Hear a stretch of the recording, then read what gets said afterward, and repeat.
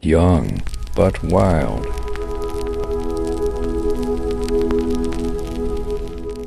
Nagkaroon po ako ng 50 na lalaki sa isang buwan, paano nangyari yon? Ito ang kwento ng aking secret love romance. Itago nyo na lamang po ako sa pangalang Hana. Ako po ay 19 anyos na kasalukuyang naninirahan sa Cabanatuan City, Nueva Ecija. Ako po ay isang online seller at ang mga ibinebenta ko po ay beauty products. Mahilig po akong makipag-usap sa iba't ibang lalaki buhat po nang tinuruan ako ng aking kaibigan na gumamit ng dating apps. Dito ko po nakilala yung mga lalaki na nakaisang nightstand ko. Hindi ko naman po sila Gino jowa, tikim-tikim lang po.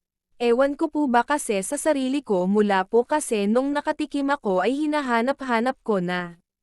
Nadek ako sobra. Sino ba naman kasi ang hindi maadik sa sobrang sara ay pag nabitin ako sa isa ay makikipag-usap ulit ako sa iba at kung sino ang makamatch ko sa dating apps na ito ay agad kong niyayang lumabas. Siyempre sa una nagkakailangan muna kaya kakain muna kayo sa labas bago kayo pumunta sa isang lugar kung saan pwede kayong gumawa ng milagro. May mga lalaking akala ko ay malalaki ang mga alaga pero pag nilabas na ay karamihan ay akala mo kikiam lang. Kaya hindi din ako nasa-satisfy sa kanila, mga gwapo pa naman sana kaya lang ang lalit ng alaga nila. Pag ganun ang nakadate ko sa araw na yon ay hindi na ko lumalabas ng hotel, pinapauna ko na yung kasama kong lalaki. Sinasabi ko na lang na magpapahinga lang ako sandali pero ang totoo nun ay hindi ako nasiyahan sa kanya gawa ng hindi umaabot sa mattress ko ang kargada niya. Ewan ko din ba sa sarili ko na kapag hindi umaabot sa mattress ko at hindi nasasalat yung dingding sa loob ng kuweba ko ay hindi ako nilalabasan. Kaya ganun na lamang ang aking pagkadismaya kapag hindi nila naabot yon.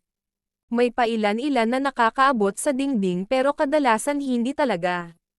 Kapag ang lalaki ay gifted talagang nakakalimang palabas ako ng gata at kapag ganun ang nangyari ay dumidiretso na akong umuwi ng bahay. Sa sobrang daming nilabas ay napakasarap matulog at yon ang isa sa hinahanap-hanap ko. Paghiga ko sa kama ko ay wala pang 1 minuto ay tulog agad ako sa sobrang pagod. Marami akong nakakausap sa dating apps kaya hindi ako nababakante sa isang araw. Hindi naman din ako nagpapabayad kaya hindi ako matatawag na kalapiteng mababa ang lipad. Ang gusto ko lang talaga ay lumigaya masatisfy, hindi rin naman ako namimili na gwapo o pangit ang importante sa akin ay yung kaya akong paligayahin sa kama. Mayroon akong nakilalang isang lalaki na sobrang galing sa kama, siya yung tipo na kapag nakasama mo ay sasabihin mong, na sa'yo na ang lahat. Yung tipong tinitingnan ka pa lang ay parang hinuhubaran ka na at sa sobrang bango niya ay kumikibot-kibot na ang aking mani. Ilang beses din kaming nagkita nitong guy na to. Yung una nga namin na pagkikita ay sa Freedom Park lang at sa sobrang init enman nung mga panahong iyon ay hindi na kami umanat pa sa hotel. Naghanap lang kami ng pinakamadilim at hindi na nadadaanan ng tao na parte ng park. Doon ako ay kanyang hinalikan.